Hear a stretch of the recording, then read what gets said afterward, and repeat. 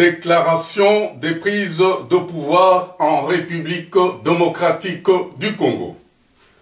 Le peuple congolais, longtemps persécuté, humilié, meurtri, uni au sein du Conseil de la Nation et animé par un idéal commun de défendre nos vies, nos terres et protéger notre descendance.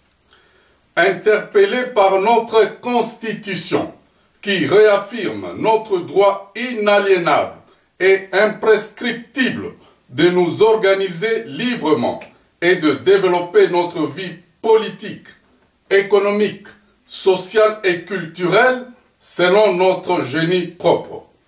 Moi, Mouya Ilunga Albert, Congolais de père et de mère, conscient de ma responsabilité constitutionnelle face aux cris de douleur et de détresse de notre peuple abandonné et livré aux méchants.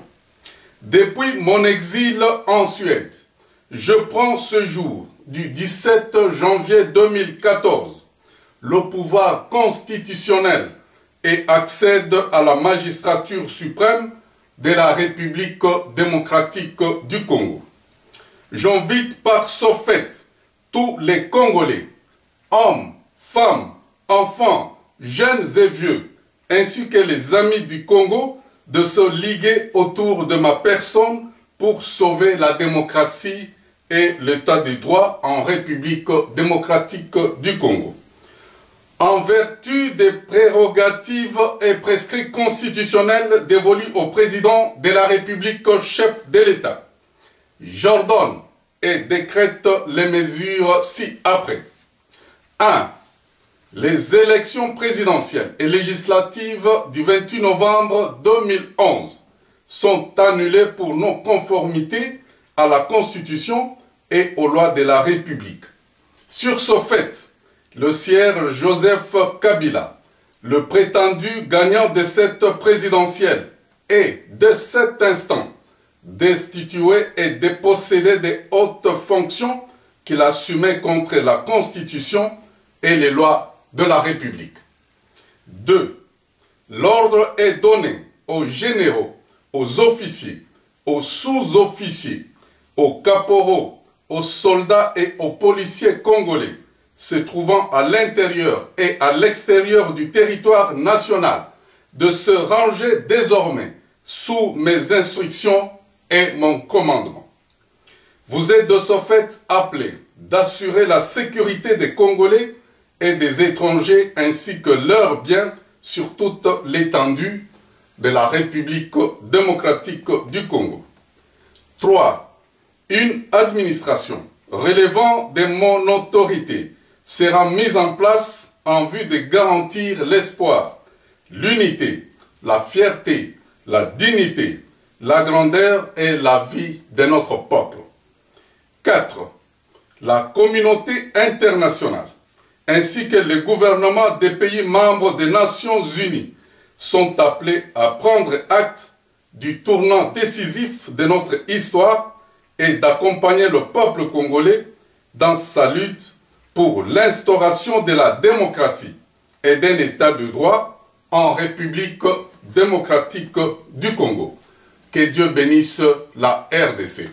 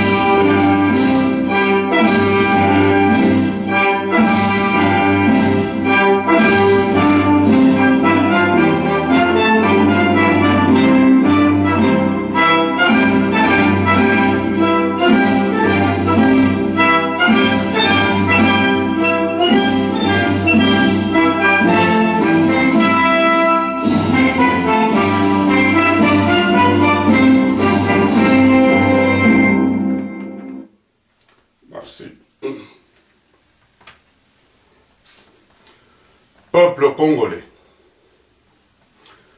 vous l'avez suivi. Il a été de mon devoir de vous parler. Et il est de votre responsabilité, de la responsabilité de chacun de vous, d'intérioriser le message et de comprendre le sens exact de notre acte. Je pense que je parle à un peuple, le peuple congolais, non à un peuple fatigué de la longue guerre. Je ne parle pas, je ne m'adresse pas aux Congolais soumis, aux Congolais qui sont résignés à cause de cette longue guerre, mais je m'adresse aux vrais Congolais, aux Congolais qui sont dignes de vivre, aux Congolais qui sont psychologiquement, physiologiquement, qui sont sur le plan psychologique beaucoup plus élevés. C'est à ce Congolais-là à qui je m'adresse.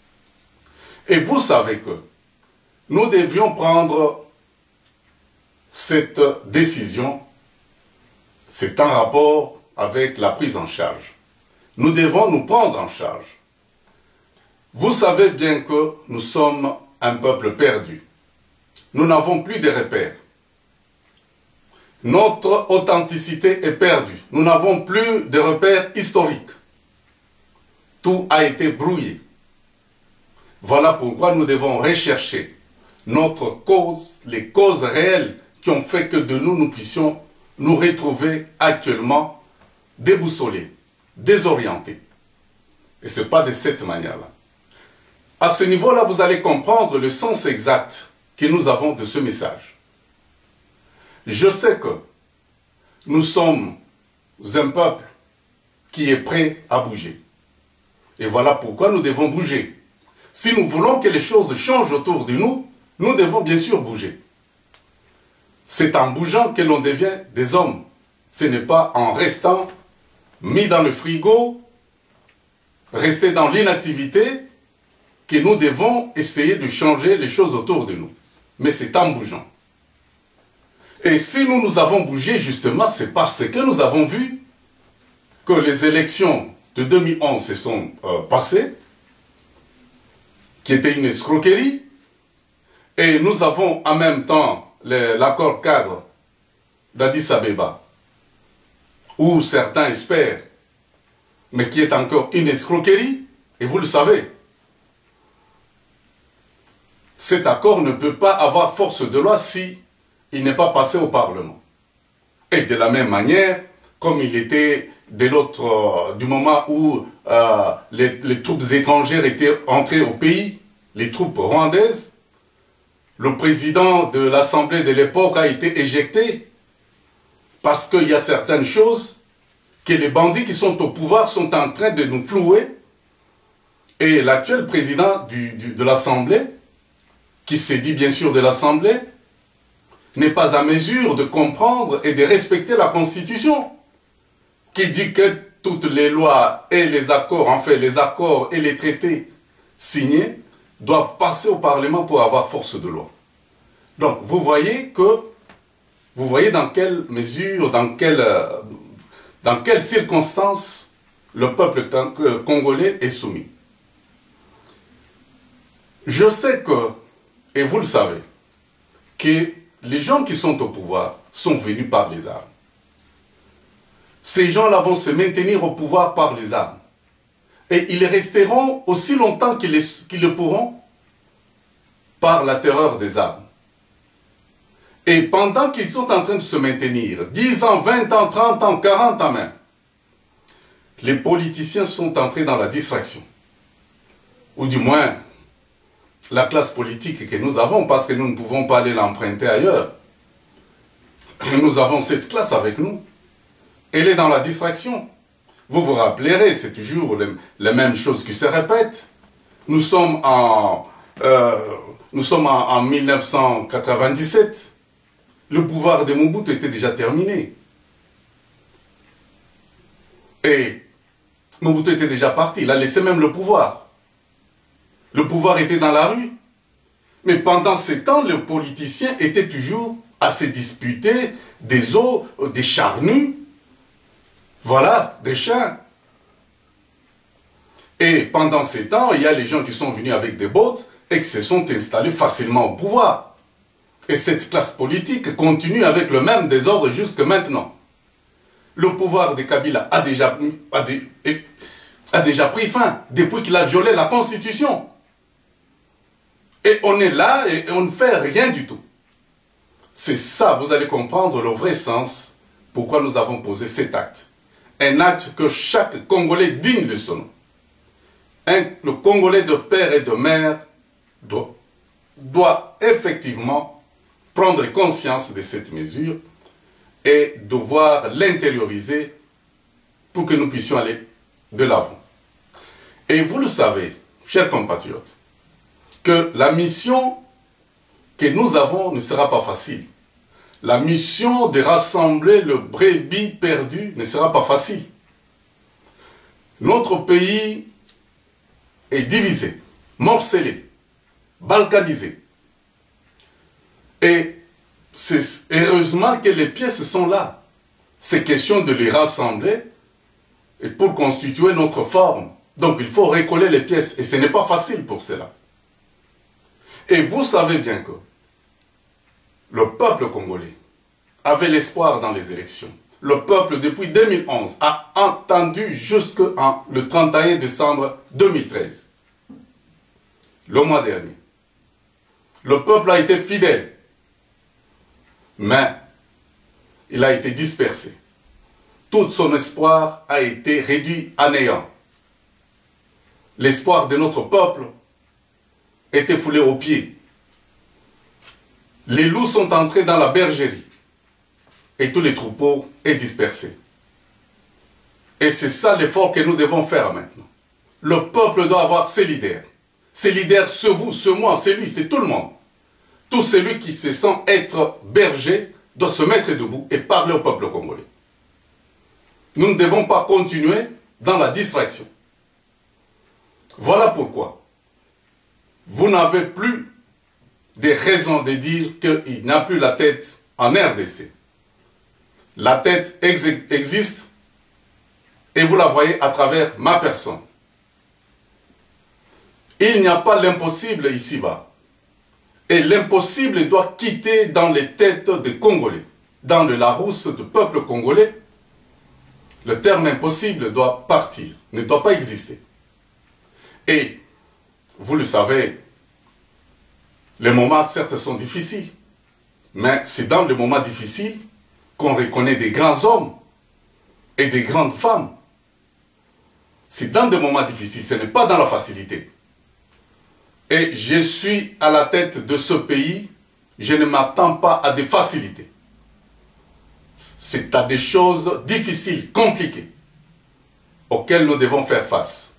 Et chaque Congolais devra répondre à l'appel et dire « me voici ».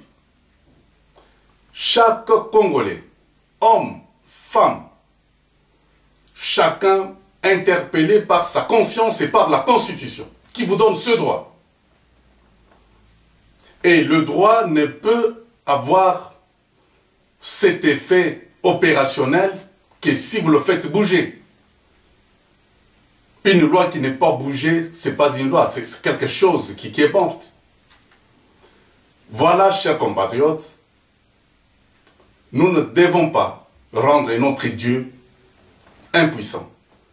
Dieu est là pour sauver son peuple, mais il ne peut pas sauver par les anges. C'est par vous, c'est par lui, c'est par nous tous. C'est par chacun de nous qui prend conscience des vérités, des réalités qui sont en train de se passer dans notre pays. Chers compatriotes, il est temps de faire et d'établir l'équilibre. Nous devons établir l'équilibre. Les bandits qui sont au pouvoir sont là par les armes.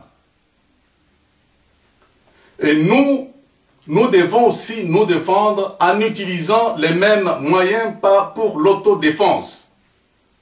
La légitime défense constitue à ce niveau-là. Vous devez prendre des moyens qui soient équilibrés à l'arme utilisée par l'adversaire. Et c'est de cette manière que nous devons comprendre. Et pour cela, nous sommes sur le champ de bataille. La bataille nous a été imposée. Et la bataille ne commence pas maintenant.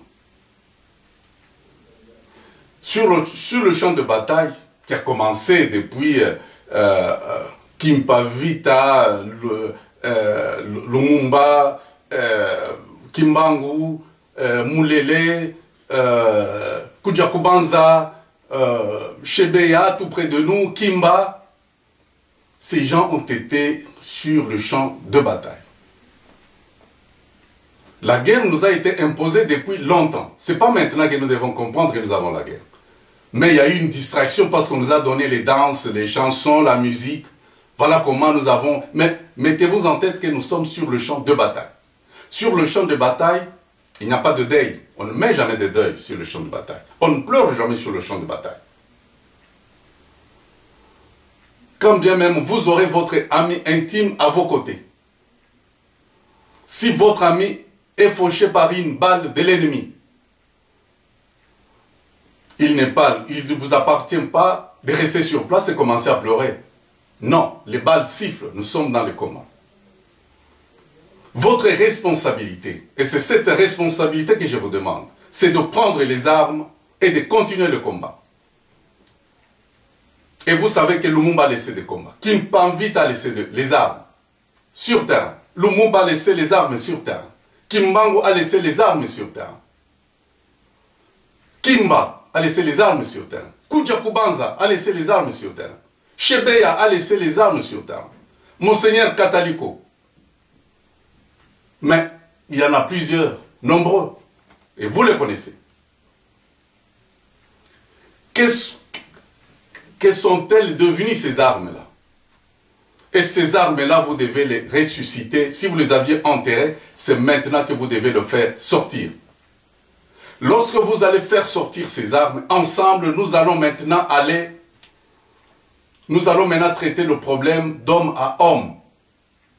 Actuellement, le problème, les gens, les bandits qui sont au pouvoir ne nous prennent jamais comme des hommes. Ils nous prennent comme leurs femmes physiologiques, bien sûr. Pas de femmes spirituellement, physiquement, de femmes psychologiquement élevées. Ce ne sont pas de ces femmes-là dont je parle. Je parle de la femme être faible physiologiquement. Et ce sont ces armes-là qui vont nous permettre de travailler et de causer de homme à homme. Les bandits qui gèrent actuellement le pays, ils prennent tout le monde comme étant leur femme au pays. Tout le monde est rendu femme.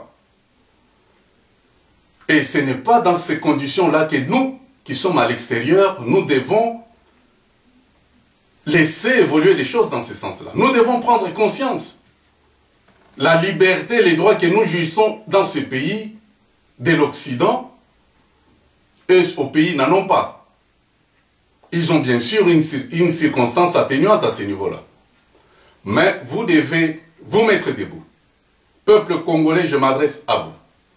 Et quand bien même vous êtes au pays, vous n'êtes pas exempté. Car vous devez lutter. Tous ceux qui sont morts au pays ont lutté dans le pays. Vous devez comprendre que la terreur continuera. Ce n'est pas en allant dialoguer que cette terreur prendra fin. C'est en essayant d'équilibrer les forces sur terrain. Il faudrait équilibrer le rapport de force.